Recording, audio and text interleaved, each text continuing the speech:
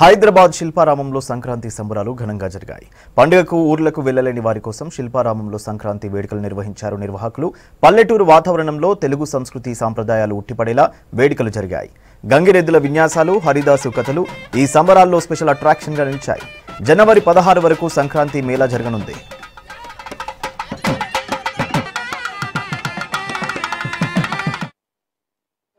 చాలా అద్భుతంగా ఉన్నది. ప్రతి సంవత్సరం ఒకసారి మేము కంపల్సరీ వస్తున్నాం ఇక్కడికి.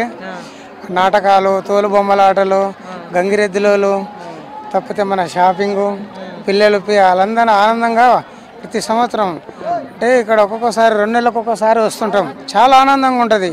ఇంత అద్భుతంగా నేను కూడా ఎక్కడో చూసినా, బెంగళూరులో పోయి చూసినా, మైసూరులో కూడా చూసినా, అంతకన్నా చాలా బాగుంటుంది మన ఇక్కడ హైదరాబాద్లో.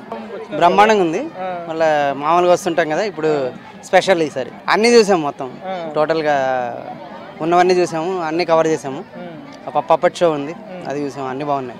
మెయిన్ డ్రెస్సులు, బ్లాంకెట్స్, హోమ్ అప్లయన్స్ ఏముంటాయి అవన్నీ చూసాము.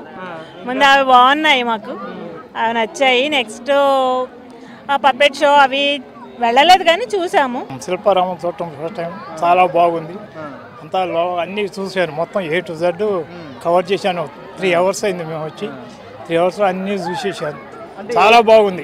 ఈ సంక్రాంతి ఏపీలో జరుగుతుంది, కానీ ఇట్లా అన్ని చోట్లగా ఇట్లా ఉన్నది ఏం లేదు, ఎక్కడా లేదు. విజయవాడలో ఎక్కడ ఒక చోట ఉంది కానీ ఇంకెక్కడ లేదండి. మాది బేసికల్గా తెలంగాణ. సో పల్లెటూరు వాతావరణం ఎలా ఉంటుంది అనేది బాగా చూపించడానికి అది ఇక్కడికి వస్తూ ఉంటాం. మేము ఎవ్రీ ఇయర్ వస్తూ ఉంటాం. అంటే పిల్లలకి ఇప్పుడు కుల వృత్తులు కానీ ఏంటి ఎవరెవరు ఏం చేస్తారనేది ఇప్పుడు వాళ్ళకి తెలియదు. అన్నీ రెడీమేడ్ అయిపోతున్నాయి. ప్రతిదీ వాళ్ళకి ఎక్స్ప్లెయిన్ చేస్తూ అన్ని పల్లెటూరులో ఎలా ఉంటుంది, ఇలా ఇది చేస్తారని చెప్పడానికి అన్నట్టుగా తీసుకొచ్చాము. వాళ్ళు కూడా బాగా ఎంజాయ్ చేస్తారు.